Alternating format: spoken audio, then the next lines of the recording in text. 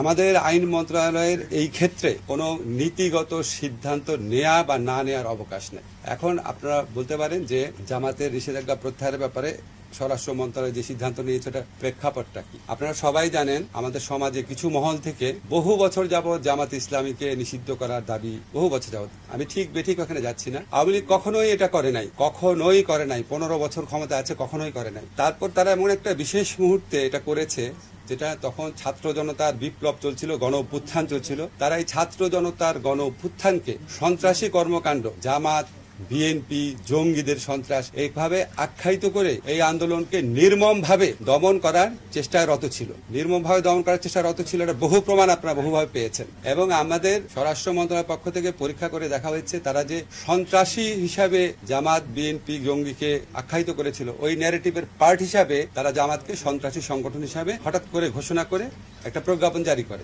আমরা তো আওয়ামী লীগ যে ছাত্র জনতার গণবিপ্লবকে সন্ত্রাসী কর্মকাণ্ড বলতে চেয়েছে সেই ন্যারেটিভের পার্ট তো আমরা হতে পারি না। আমরা মনে করি আওয়ামী লীগ কোন নীতিগত অবস্থান থেকে জামাতকে নিষিদ্ধ করে নাই। আওয়ামী লীগ রাজনৈতিক অপকৌশলের জন্য ছাত্র জনতার বিপ্লবকে নির্মমভাবে দমন করার জন্য এই ইস্যুটাকে এইভাবে ব্যবহার করেছিল। আমরা ছাত্র জনতার গণ অভ্যুত্থানে পরাজিত এবং প্রত্যাখ্যাত একটি দলের অন্যায় ন্যারেটিভের পার্ট হতে পারি না, এটাই হচ্ছে আমাদের বক্তব্য। এবং আমাদের স্বরাষ্ট্র মন্ত্রণালয় থেকে তারা পরীক্ষা নিরীক্ষা করে দেখেছে আওয়ামী লীগের পক্ষ থেকে ছাত্র জনতার গণবিপ্লবকে যেভাবে সন্ত্রাসী কর্মকাণ্ড আখ্যায়িত করা হয়েছিল, জঙ্গি কর্মকাণ্ড আখ্যায়িত করেছিল, এটার পার্ট হিসাবে জামাতকে নিষিদ্ধ করা হয়েছিল। এই ন্যারেটিভটা সত্যি না, সেটা ছাত্র জনতার বিপ্লব ছিল। ছাত্র জনতার বিপ্লবকে সন্ত্রাসী হিসেবে আখ্যায়িত করা, কর্মকাণ্ড হিসেবে আখ্যায়িত করা, সেটা একটা দলের উপর চাপিয়ে দেওয়া, তাকে নিষিদ্ধ করা, আমরা এই মিথ্যা ন্যারেটিভের পার্ট হতে পারি না। দেশের কোন মানুষের দাবি ছিল আপনি বলেন? আপনি তো প্রশ্ন করছেন কোন মানুষের দাবি ছিল, আমি তো বলছি কিছু মানুষের। কাদের দাবি ছিল? কাদের দাবি ছিল আপনি বলেন, আপনি তো সাংবাদিক, আপনি জানেন কাদের দাবি ছিল। না না না, ওই সময়টা বাদ দিয়ে জামাত ইসলামকে আগে নিষিদ্ধ করার দাবিটা কাদের ছিল? কোন দলের ছিল?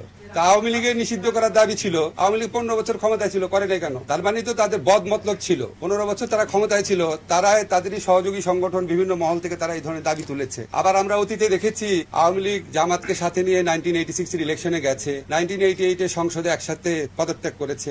একসাথে পদত্যাগ করার পর একসাথে মতিউর রহমান নিজামী, প্রয়াত মতিউর রহমান নিজামী সাহেবের সাথে আওয়ামী লীগের সভানেত্রী সাংবাদিক সম্মেলন করেছেন, বলেছেন উনি শুধু আওয়ামী লীগের লিডার না, উনি সকল বিরোধী দলের নেতা। পরবর্তীকালে জামাত যখন প্রেসিডেন্সিয়াল নির্বাচনে জয়লাভ করার জন্য আওয়ামী লীগের পদপ্রার্থী জামাতের আমির গোলাম আজমের কাছে দোয়া চাওয়ার জন্য গিয়েছেন। 1996 আন্দোলনে জামাতকে নিয়ে অংশ নিয়েছেন। আমরা সর্বশেষ নির্বাচনীয় পত্রপত্রিকায় রিপোর্ট পাচ্ছিলাম জামাতকে ইলেকশনে আনার একটা প্রক্রিয়া চলছে। তারপরে যখন আওয়ামী লীগের বিভিন্ন মহল থেকে এই ধরনের দাবি করা হতো এবং আওয়ামী লীগ যখন আবার এই দাবিটা পূরণ না করত, আমার পার্সোনাল ওপিনিয়ন হচ্ছে এটা আওয়ামী লীগ জামাতকে চাপে রেখে তাদের কথা মতো চলতে বাধ্য করার একটা প্রক্রিয়া হিসেবে নিয়েছে। আওয়ামী লীগের রাষ্ট্রীয় ক্ষমতায় দোর্দণ্ড প্রতাপে ছিল, কখনোই নিষিদ্ধ করে নাই। যখন ছাত্র জনতার বিপ্লবে যখন আওয়ামী লীগের প্রায় পরাজিত এবং পরাভূত হওয়ার মতো অবস্থা হয়েছে, তখন আপনার এই পুরা বিপ্লবটাকে, পুরা অভ্যুত্থানটাকে সন্ত্রাসী কর্মকাণ্ড আখ্যায়িত করে অবাধে দমন নিপীড়ন চালানোর একটা পর্যায়ে জামাতকে নিষিদ্ধ করেছে। সেটা তো কোনো নীতিগত অবস্থান হতে পারে না।